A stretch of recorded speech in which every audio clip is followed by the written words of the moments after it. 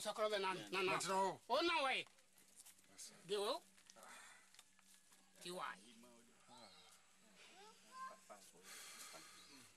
We still can't communicate. You know. Okay. And that is wonderful. Kawo. Mama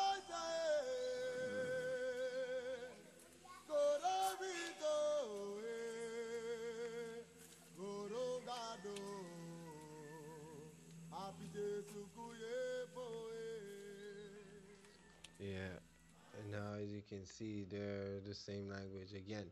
It's like, what's the difference between tree, Fanti, and then now, what's the difference between Fanti and Cromanti, or tree and Cromanti, or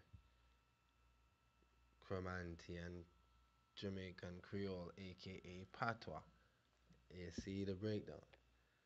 So, here's the day names. If you notice back when you're dealing with, when we're talking about the Maroons and the Maroon leaders, they had Kujo, Kofi, Kujo, Kofi, Johnny, Kwao, and stuff. These are variations of the day names.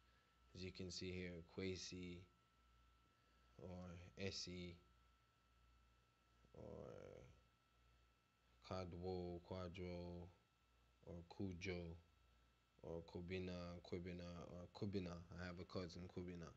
Kwaku, Kweku, or Kuku. I have a cousin Kuku. Yao, or Kwao, or Kofi, or Kofi in Jamaica. Kwemina, Kwame, and Kweshi is the relevant in Jamaica. And you can see here it is. Sorry, haha. Did I have it right? Yeah, Kweshi.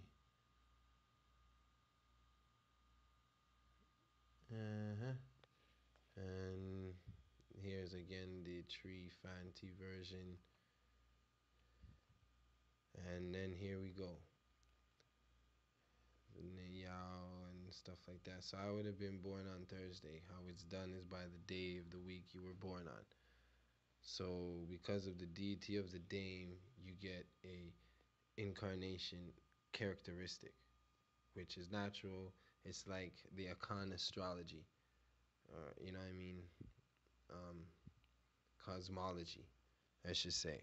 And the cosmology astrology concept just applied to day names. And then you can take these day names and apply them to any tradition in Africa, or back to Kemet, and even in Christianity and Judaism and Islam. They have the same characters that you can just attribute to the same, and they all have the same characteristics. So it's amazing. So I am born on Thursday, so correctly I should have got the name Yao. There's a definition of Yao. The deity, the day, they call him a bosom in Akan. It's like Orisha in Yoruba, and meaning brave, earth, sign, and right, brave and courage. What a coincidence. And here's the definition of Yao. You are presented with an opportunity to become a transcended pathfinder. You can go beyond ordinary limits when you are engaged in what you were destined to be involved in. You come to a point where you have to make a decision that invokes sacrificing your comfort for the good of others, even when there is no certainty of return. You engage readily in social activities. You engage readily in social and political resistance. You are able to go ahead with what you must be doing, gradually and individually, every day, even if it means sitting on an accident waiting for it to happen.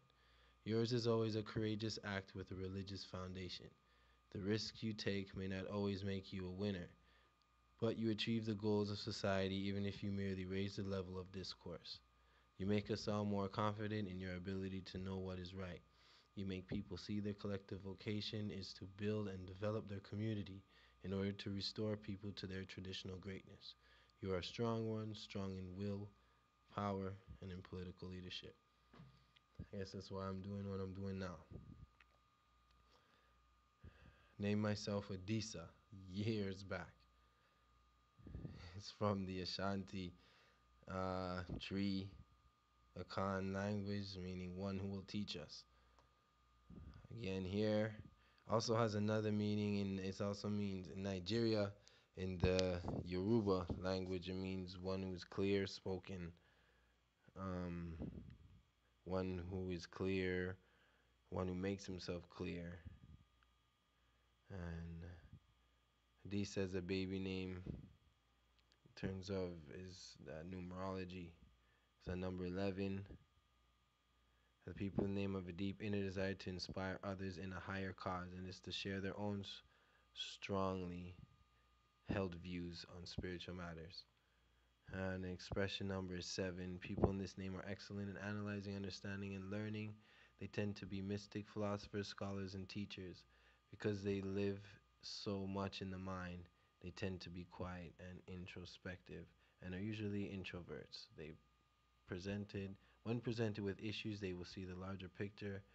Their solidarity, thoughtfulness, analysis of people and world events may make them seem aloof and sometimes even melancholy. So if I go back to Shanti meaning one who will teach us, Yoruba meaning one who makes himself clear, everything matches up, man. And another, Disa enjoys the comfort of his home, loves his family, and seeks peace and harmony. He has a profound sense of responsibility and justice. His feelings take up a lot of space in his life, although he tends to protect himself and his prerogatives. He could spend a lot of time finishing and decorating his home. He's usually good with his hands and could be a jack of all trades, notably a talented decorator. Yeah. So, what does he do? And it just goes on. In terms of just defining the word Adisa in, say, even numerology and stuff. So, anyway, here's my link. Here's my Sankofa. I return to the source. And then we're going to move on to the other side, my mom, my mitochondria, DNA, and which is really going to bust people's brain and bust mine. And, my mother is born here in Canada, but her both parents are from Hungary in Eastern Europe. And mitochondria comes back that 50% European, obviously. Eastern, as you see the yellow, that's 24%. The green area is the Scandinavia, like the Vikings. So the yellow area is the Hungary area, and Hungary area, and then the green area is the Scandinavia area, and then the purple area is at 11%. That's Spain, Portugal, southern Italy. That's some Moorish stuff.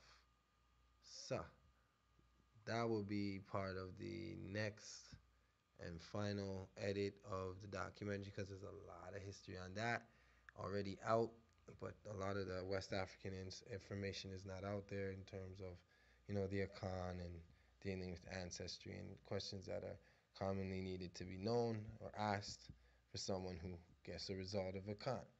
And so, again, this is just a rough draft.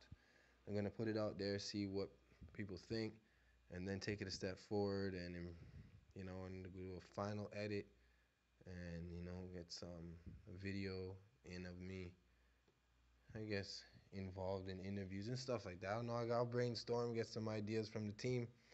All right, so everybody, one love, give thanks for listening and taking some time out. I know it's been like a 45-minute journey on just a rough draft of something, so I'm going to work on compacting it. And, just thanks for tuning in, and, welcome to Korij, and thanks for tuning in. So stay tuned for the published edit, and the professional edit. Anyway, peace. Know your roots. Sankofa. Again, thank you for just paying attention and joining me along my journey and in the presentation of it. And the this has been one of the most empowering and enlightening experiences that I've ever been through in my life. Um, I mean, it speaks for itself. It's hard to articulate because it's actually an experience. It's not just seeing what's happening, but it's also going through it. And I admit, um, it's been very easy for me to make certain decisions on which direction to go or, what language to learn. And it was very empowering to see that there is such thing as blood memory. That even though I didn't know consciously where my ancestors came from, or at least I can say one line of my ancestors came from, I wasn't positive of even one. Now I'm extremely positive of that I was walking around as an Akan man in Akan land. So the decisions that I've made so far match that DNA understanding. And I'm sure I have other ancestries, but it's just so amazing to me that how did my life know that I would be revealed at age 33 to my knowledge of who my ancestry is, and it would be that one that I was most gravitated to this whole time when trying to find out who I am. Sankofa, that's for real. So I hope other people can get the same experience or have, or even a better one. So I encourage you to document your journey. What I did was I documented some of it, and a lot of it is coming off of memory, but there's so many little things that happen almost on the daily. You will be attracted. Your ancestors are calling for you, you calling for your ancestors, and there's this magnetism, this law of attraction that happens when you're thinking about them, when you're looking for them. They look for you. I can't tell you, experience it, and then contact me and let me know how it went down, and then let's put together all of our stories and let's make something really beneficial for our future generations. Because when my son, he's one just yesterday, and when he comes and asks me, Dad, where do we come from? I don't want to stutter. I don't want to tell him I don't know, and I don't want to give him some half answer. I'm going to tell him straight. Let's break the change, because break the chains, because I didn't have that opportunity. I wouldn't be searching up until the 33. You know what I mean? It's actually a simple concept. It's very basic, but if you don't have it, it's a problem. Now my son at age 1, 2, whenever he asks, who is he? I can tell him, then he can move on. Courage.